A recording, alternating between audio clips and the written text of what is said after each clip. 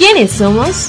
Somos una organización que trabaja por el empoderamiento de las mujeres, jóvenes y pueblos indígenas originarios campesinos para el ejercicio de sus derechos y la reafirmación de su identidad cultural.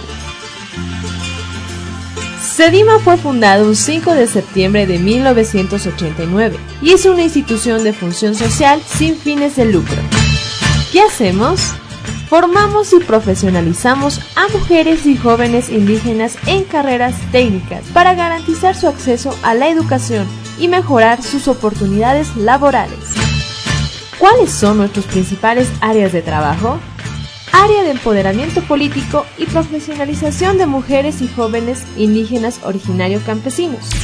Área de comunicación y difusión. Área de erradicación de violencia y discriminación contra mujeres indígenas. Área de recuperación de saberes y conocimientos de los pueblos indígenas originarios campesinos. Área de fortalecimiento de capacidades y destrezas de mujeres indígenas.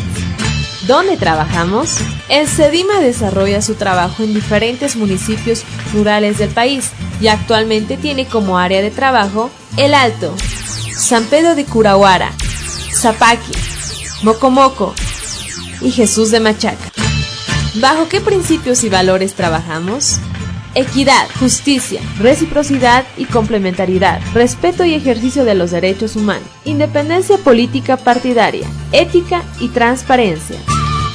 SEDIMA, 30 años al servicio de su pueblo.